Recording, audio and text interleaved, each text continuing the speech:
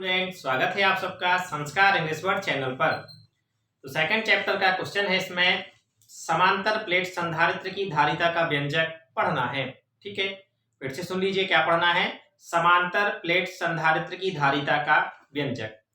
अब देखो, क्वेश्चन जैसा हमारे एग्जाम में आता वो हमने बोर्ड पर लिख दिया, किस तरीके से आता है। तो देखो क्वेश्चन ये है, समांतर प्लेट संधारित्र की धारिता का व्यंजक व्युत्पन्न कीजिए व धारिता को प्रभावित करने वाले कारक लिखिए। समझिए, क्वेश्चन या तो इतना आएगा, ठीक, और अगर ये नहीं आता है धारिता को प्रभावित करने वाले कारक, तो व्युत्पन्न कीजिए ये रहेगा, और उसके बाद फिर ये रहेगा तथा धारिता को कैसे बढ़ाया जा सकता है। मतलब ये साथ में नहीं आ सकता है। ये हो गया अपना कि व्युत्पन्न कीजिए, और इसके बाद ये दो चीजें हैं आपके पास, या तो ये आ जाता है कि धारिता को प्रभावित करने वाले कारक लिखिए, और या फिर ये आ जाता है कि धारिता को कैसे बढ़ाया जाता है। ठीक, ये दोनों तो इसको समझेंगे अपन, और पूरा बन जाना चाहिए, पूरा बनेगा, परेशान नहीं होना है। तो और ये क्वेश्चन जो है 5 नंबर का आता है, तो भी दिक्कत है अपन को, यानी कि और अच्छे से पढ़ना पड़ेगा। चलिए स्टार्ट करते हैं। स्टार्टिंग में इसमें लिखा है समांतर प्लेट संधारित्र की धारिता का व्यंजक। तो अगर कोई बच्चा पहली बार इस क्वेश्चन को देख रहा है तो एक काम करे, वो धारिता का सूत्र उससे आना चाहिए। धारिता का सूत्र अगर नहीं आता है तो हम तो ये बताए दे रहे हैं, अभी बताए दे रहे हैं, असंधारित्र का सिद्धांत आना चाहिए। ठीक है, और जिसने संधारित्र का सिद्धांत नहीं देखा है तो वो संधारित्र का सिद्धांत वाली वीडियो देख ले। ठीक है, यूट्यूब पर सर्च करेगा अपने चैनल पर, संधारित्र का सिद्धांत आ जाएगा। ठीक है, चलिए तो सबसे पहले क्वेश्चन के हिसाब से चलते हैं। समांतर प्लेट संधारित्र, तो पहले हम दो समांतर प्लेटें बनाते हैं, आपके लिए दिखा रहे हैं। तो एक प्लेट ये हो गई और ये दूसरी प्लेट ये हो गई। समझते चलना है अच्छे से। ठीक है, ये आपको ऐसे दिख रहा है, ये हमने प्लेट बना ली। और इस वाली प्लेट को नाम दे दिया हमने स्मॉल ए, और इस वाली प्लेट को नाम दे दिया स्मॉल बी। ठीक है, इसके बाद इस वाली प्लेट का क्षेत्रफल हमारा ए, और इस वाली प्लेट का भी क्षेत्रफल हमारा क्या, ए। दोनों का क्षेत्रफल क्या है, ए। अब हमने इस वाले पृष्ठ जो है प्लेट है, इसे दिया भाई प्लस क्यू आवेश। क्या दिया, प्लस क्यू आवेश हमारे द्वारा दिया जा रहा है। ये आपको दोनों प्लेटें समांतर दिख रही कि नहीं दिख रही है? बिल्कुल सही है, प्लस क्यू आवेश दिया। तो सुनो, यहां पर ये क्या हो जाएगा, इस प्लेट पर प्लस आवेश हो जाएगा, दोनों जगह प्लस आवेश होगा, मतलब इस साइड भी होगा और इस साइड भी होगा। डरना नहीं है, आप राहुल सर की क्लास में बैठे हैं, सिंपल से सिंपल सिखाया जाएगा। ठीक है, नेक्स्ट होता क्या है, प्रेरण के दौरान, प्रेरण की जो घटना होती है, इस समय क्या जो प्लेट बी है, इसके देखिए ये जो पास वाला तल है, इस साइड वाला, ये कहलाता है निकटवर्ती तल, और इसके जो दूर वाला है ये कहलाता है दूरवर्ती तल। समझना, इस साइड ये क्या कहलाता है, निकटवर्ती तल, और उस साइड वाला क्या कहलाएगा, दूरवर्ती तल। तो इसके जस्ट अपोजिट ये प्लस का आवेश है ना, तो निकटवर्ती तल पर माइनस आवेश उत्पन्न हो जाता है। तो यहां पर हो जाएगा minus minus minus minus and minus, और ये निकटवर्ती तल पर, और दूरवर्ती तल पर इसका जस्ट अपोजिट, यानी कि धन आवेश, the plus plus plus plus, ये उत्पन्न होता है। ठीक है, फिर होता क्या है, देखिए ये इस प्लेट का संपर्क हम करा देते हैं पृथ्वी से, और जब पृथ्वी से करा देते हैं तो इसका जो संपूर्ण धनावेश होता है वो कहाँ चला जाता है, पृथ्वी में चला जाता है। ठीक है, और जब पृथ्वी में चला गया तो यहां पर क्या बचा भाई, तो यहां पर केवल ऋण आवेश शेष बचता है। चलिए, दोनों प्लेटों के बीच की जो दूरी है ये क्या है, ये यहां से और यहां तक के जो बीच की दूरी है ये d है। ठीक है, अब होता क्या है कि यहां पर आवेश का पृष्ठ घनत्व इस पर भी सिग्मा रहेगा और इस पर भी सिग्मा रहेगा।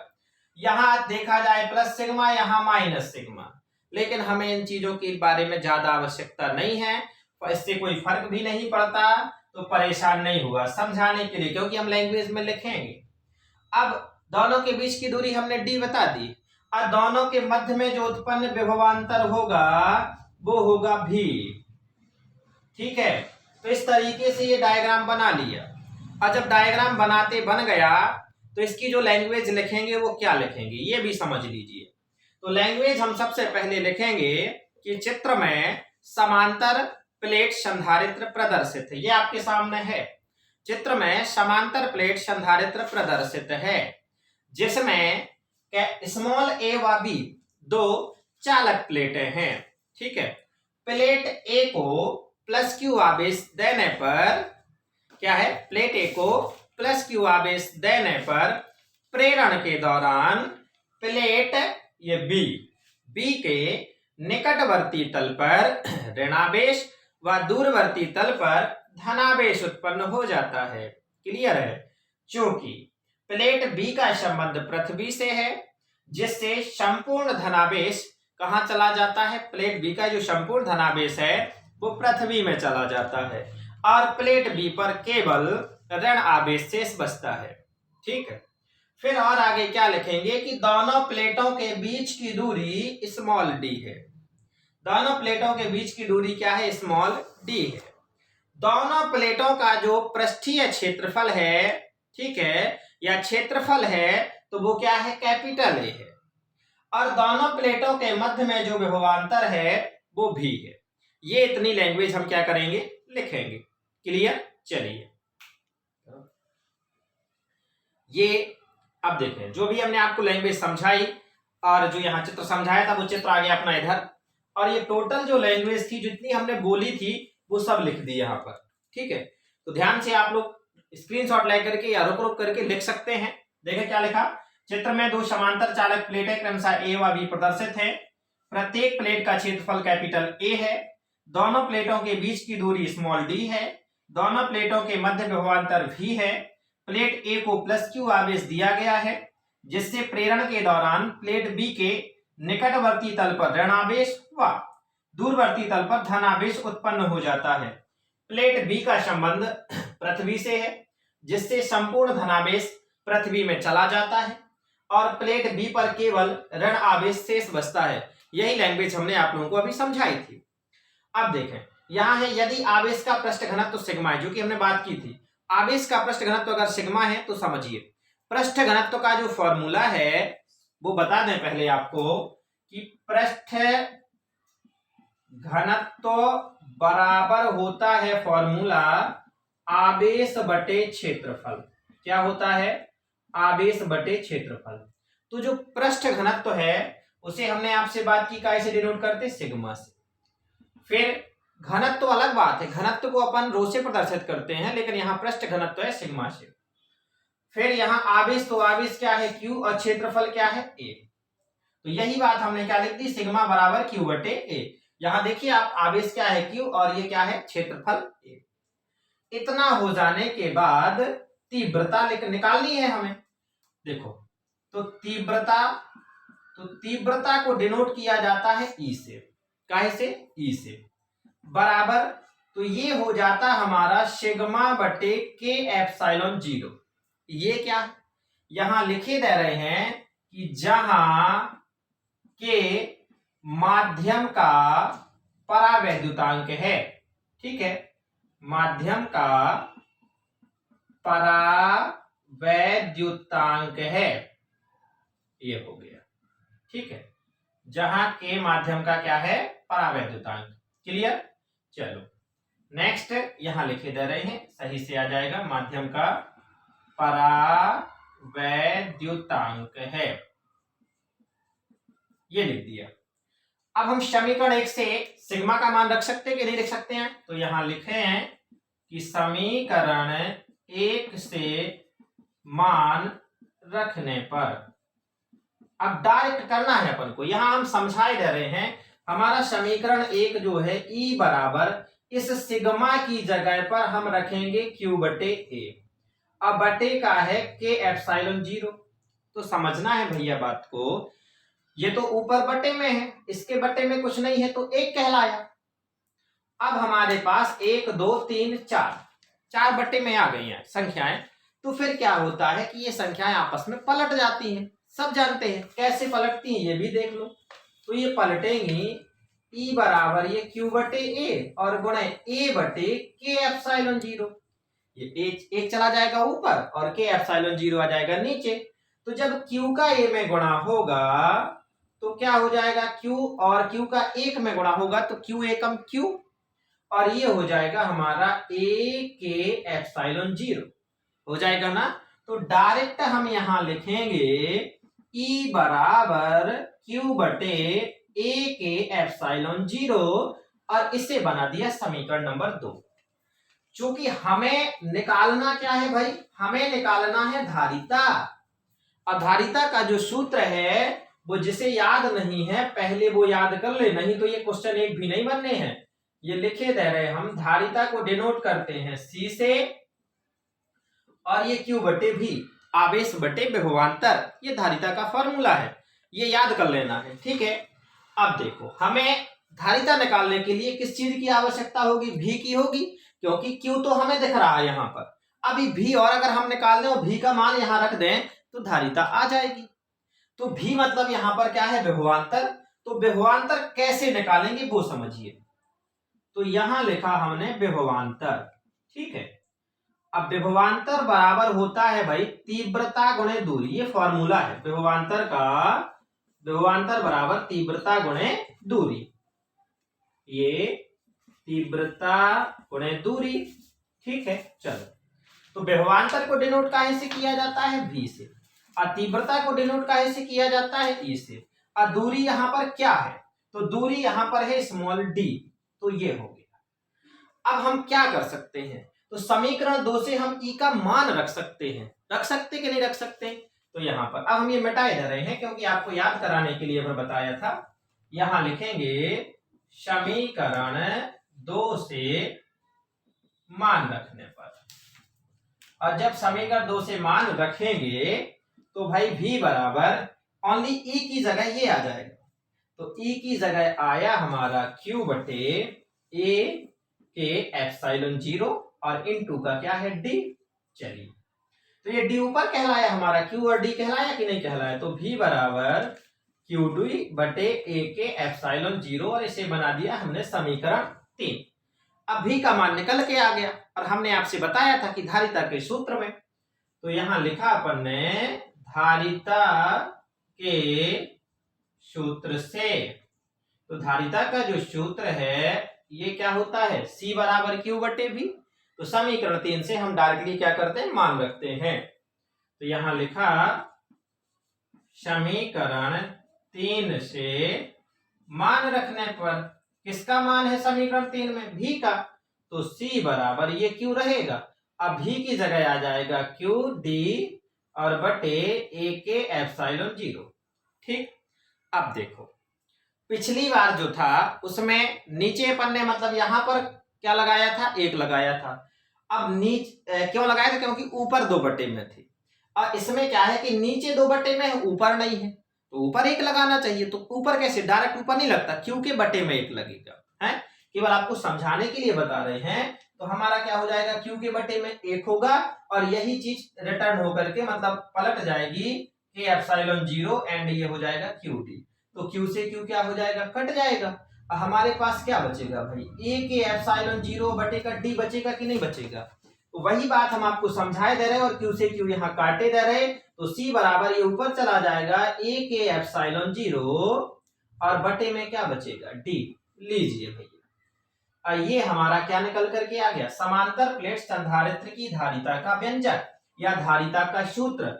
और धारिता का मात्रक क्या होता है, तो धारिता का मात्रक होता है फैराड, ये नहीं भूलना है। अब समझ लो, ये तो हो गया क्वेश्चन हमारा, यहां तक कि व्युत्पन्न कीजिए। अभी क्वेश्चन में 2 चीजें ज्वाइंट है, एक ये है कि धारिता को प्रभावित करने वाले कारक, तो हम ये भी लिख रहे हैं, लेकिन पहले ये आप लोगों ने देख लिया। स्क्रीनशॉट किसी को लेना है तो ले सकता है, और उसके बाद हम आगे बता रहे हैं। तो ले लिया होगा आप लोगों ने स्क्रीनशॉट। अब देखो, अब क्वेश्चन पे आते हैं। इसमें जो लिखा है कि धारिता को प्रभावित करने वाले कारक, अब इसका काम नहीं है, अब जिस चीज का काम है वो देखते हैं हम। तो समझ लेना है आपको, धारिता को प्रभावित करने वाले कारक बिल्कुल सिंपल है, ठीक है। तो पहले समझ लेंगे उसके बाद लिख लेंगे, हैं। तो ये लिखा अपन ने, धारिता को प्रभावित करने वाले कारक, ठीक है। तो धारिता को प्रभावित करने वाले कारक हमें कहां से मिलेंगे, यहां से, ठीक। यहां से कैसे देखो, एक ये लिखा है अपना ए, क्या लिखा है ए, और ए क्या है, क्षेत्रफल। तो पहला बोल दिया हमने क्षेत्रफल। आपको ये समझना है कि अगर ऊपर की चीज है, यानी ए ऊपर लिखा है, ये बात अगर दिमाग में बैठ जाए तो कोई दिक्कत नहीं। ऊपर का अगर जो मान है इसे हम बढ़ा रहे हैं, तो ये जो लिखा है ये मतलब धारिता, तो ये बढ़ेगा। और इसका मान अगर हम कम करते जाएंगे तो ये भी क्या हो जाएगा, कम होता जाएगा। ऊपर वाली जो है यहां पर दिखा है आपको, ए क्या है, क्षेत्रफल। तो ये ऊपर का अगर हम बढ़ा रहे हैं तो धारिता भी बढ़ेगी, और अगर इसे कम कर रहे हैं तो ये भी क्या हो जाएगी, कम हो जाएगी। तो लिखेंगे क्या, क्षेत्रफल, यानी प्लेटों का क्षेत्रफल बढ़ाने पर धारिता क्या हो जाती है, बढ़ जाती है। वह क्षेत्रफल कम करने पर धारिता क्या हो जाती है, कम हो जाती है, ठीक। एक कारक हो गया। दूसरा कारक हमारा क्या है, दूरी। दूसरा कारक क्या है, दूरी। तो दूरी हमने लिखी, दूरी कहां है, नीचे। और नीचे वाले सिस्टम में क्या होता है, थोड़ा सा क्या होता है, अलग होता है, उल्टा होता है। अगर आप ये नीचे का मान बढ़ाओगे तो ये वाला मान क्या होगा, कम होगा। और ये वाला मान अगर आप कमाओगे तो ये वाला मान क्या होगा, बढ़ेगा। तो इसका मतलब है हम लिखेंगे कि प्लेटों के बीच की दूरी बढ़ाने पर धारिता क्या हो जाती है, कम हो जाती है। अब प्लेटों के बीच की दूरी को कम करने पर धारिता क्या हो जाती है, बढ़ जाती है। तो धारिता को प्रभावित करने वाले दो कारक ये हो गए। नेक्स्ट है, इसी क्वेश्चन में लिखा है कि धारिता को कैसे बढ़ाया जा सकता है। तो हम क्या लिखेंगे, धारिता को बढ़ाने के कारक। जो यहां पर ये है धारिता को प्रभावित करने वाले कारक, और यहां लिखेंगे धारिता को बढ़ाने के उपाय। ये आप लोगों को लिख लेना है। तो धारिता को बढ़ाने के उपाय कैसे, किस में बढ़ रही थी भाई, तो नंबर 1, क्षेत्रफल को बढ़ाकर, प्लेटों का क्षेत्रफल बढ़ाकर। तो लिखेंगे कि प्लेटों का क्षेत्रफल बढ़ाकर के धारिता को बढ़ाया जा सकता है। दूसरा, प्लेटों के बीच की दूरी को कम करके। तो प्लेटों के बीच की दूरी को कम करके क्षेत्रफल को क्या किया जा सकता है, बढ़ाया जाता है। तो ये था हमारा धारिता को बढ़ाने के कारक। क्लियर है, चलिए। तो ये हमने अभी आपको जो समझाया था वही लिख दिया। क्या लिखा, प्लेटों का क्षेत्रफल बढ़ाने पर धारिता बढ़ती है और कम करने पर धारिता क्या हो जाती है, कम हो जाती है। नेक्स्ट है दूरी। तो प्लेटों के बीच की दूरी कम करने पर धारिता बढ़ती है और दूरी अधिक करने पर धारिता क्या होती है, कम हो जाती है। अब बात आई धारिता को कैसे बढ़ाया जा सकता है। अगर ये बात आ जाए भाई तो अब आप समझदार हैं, लिख सकते हैं, बता दिया है हमने। चलिए, तो ये अपन ने पढ़ लिया है समांतर प्लेट संधारित्र की धारिता का व्यंजक। आशा करते हैं आपको समझ में आया होगा। नेक्स्ट कल हम आपके सामने ये जो लेकर के आएंगे, और वो क्या रहेगा, समांतर प्लेट संधारित्र की धारिता का व्यंजक।